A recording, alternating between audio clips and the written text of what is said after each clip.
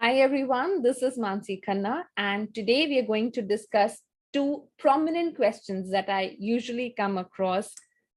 First, ma'am, what is the right age for the kids to start learning a foreign language at home? हम किस as per बच्चे को foreign language में introduce करा सकते हैं? एंड सेकेंडली, हर स्कूल में अलग अलग लेवल पर फॉरेन लैंग्वेजेस आजकल इंट्रोड्यूस होती हैं. कुछ स्कूल्स फोर्थ से शुरू करते हैं, कुछ सिक्स से, कुछ फिफ्थ से, लेकिन नाइन्थ एंड टेंथ में फॉर एग्जाम्पल सीबीएसई का सेट स्टैंडर्ड है नाइन्थ एंड टेंथ में, तो जो बोर्ड का स्टैंडर्ड है वो सब स्कूल्स के लिए सेम है. तो ये अलग अलग क्लासेस में शुरू करने से क्या बच्चे को कोई दिक्कत आती है, और अगर कोई दिक्कत आती है तो उसे कैसे अवॉइड किया जाए? What is the right time कि उनको फॉरेन लैंग्वेज की क्लासेस देकर उनको उनको एक सॉलिड बेस दे दिया जाए? तो I will be addressing both these questions today. आज हम इन दोनों questions पे बात करने वाले हैं. The first question, एक बच्चे को फॉरेन लैंग्वेज सिखाने के लिए क्या सही एज है, क्या सही उम्र है? देखिए, एक बच्चा जब पैदा होता है ना, तो उसी क्षण से the very same moment he is born, वो अपने इन्वायरमेंट से लैंग्वेज को ग्रास्प करना शुरू कर देता है. तो लैंग्वेज सीखने की बेस्ट उम्र तो उसके जन्म से ही शुरू हो जाती है. Now the question that comes here is कि जो बच्चा लैंग्वेज सीखता है वो लैंग्वेज अपने इन्वायरमेंट से सीखता है. तो जो हमारे लिए फॉरेन लैंग्वेज है वो दूसरे के लिए मदर टंग है, वो उस देश के बच्चे के लिए मदर टंग है. So it all depends upon the environment. हमें सिर्फ अपनी मदर टंग आती है, लेकिन हम देखते हैं कि कई बच्चे जिनके माँ बाप मल्टीलिंगुअल होते हैं, अलग अलग भाषा जिनको आती होती है, उनके बच्चे फ्लॉलेसली दोनों लैंग्वेजेस में बात कर रहे होते हैं. ये हम अक्सर अपने आसपास देखते हैं. तो अगर हम अपने बच्चे को एक सही इनपुट दे सकते हैं, एक सही इन्वायरमेंट क्रिएट कर सकते हैं कोई भी लैंग्वेज सीखने के लिए, तो हर उम्र बेस्ट उम्र है उनके सीखने के लिए. बट अगर हमारे को वो फॉरेन लैंग्वेज नहीं आती जो हम बच्चे को सिखाना चाह रहे हैं, it can be any language apart from your mother tongue. मतलब आपकी मदर टंग के अलावा कोई भी लैंग्वेज. फॉरेन लैंग्वेज से मेरा मतलब सिर्फ जर्मन, फ्रेंच, स्पैनिश में नहीं है, जापानीज, चाइनीज में नहीं है, इवन इंग्लिश. अगर आप इंग्लिश नहीं बोलते हैं तो English is a foreign language for the child. उसके लिए उसकी for example Hindi he mother tongue है.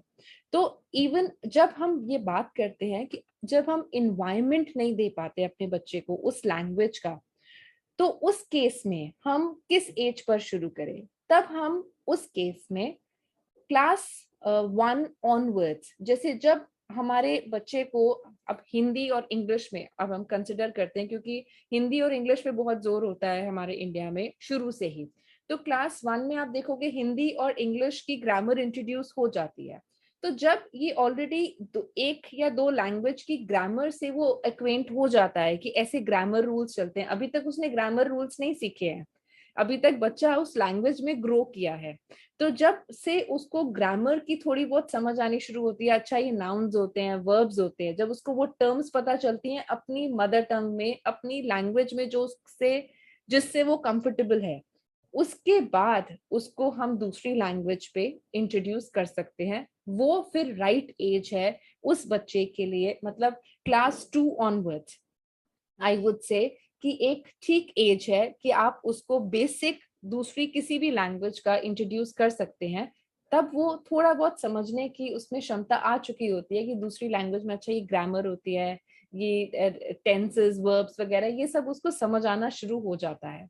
अब फॉर एग्जाम्पल मेरे अपने बच्चे हैं, तो वो उन दोनों को हिंदी, इंग्लिश, पंजाबी तीनों सेम लेवल पे समझ आती है.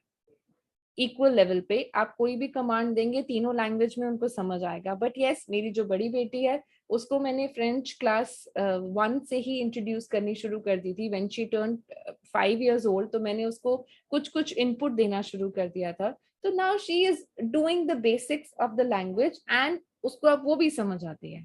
तो फॉरेन लैंग्वेज के केस में या किसी भी लैंग्वेज के केस में रश करने की जरूरत नहीं है. Let the child come to at least class 1 or 2 and then you can start with the foreign languages. And next question था कि class 4, class 5, class 6 हर स्कूल अलग अलग लेवल पे फॉरेन लैंग्वेज इंट्रोड्यूस कर रहा है तो वाकई में बच्चे के लिए सही क्या है, और 9th एंड 10th में जब उनका एक सेट स्टैंडर्ड है बोर्ड का, तो हम किस तरीके से बच्चे को प्रिपेयर कर सकते हैं कि वो अच्छे से कर पाए।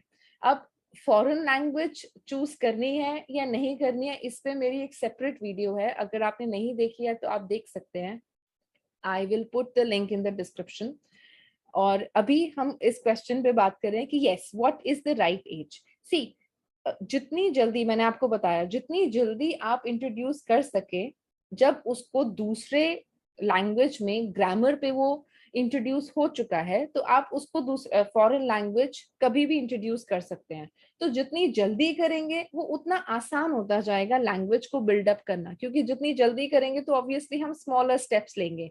जब हम क्लास 6 में फ्रेंच जाके शुरू करते हैं फॉर एग्जाम्पल, तो I am taking the example of French because I am a French language trainer, तो it the rule is same for any foreign language. तो जब हम क्लास 6 में जाके शुरू करते हैं तो हमें बड़े बड़े स्टेप्स लेने पड़ते हैं 9th एंड 10th के स्टैंडर्ड पे पहुंचने के लिए।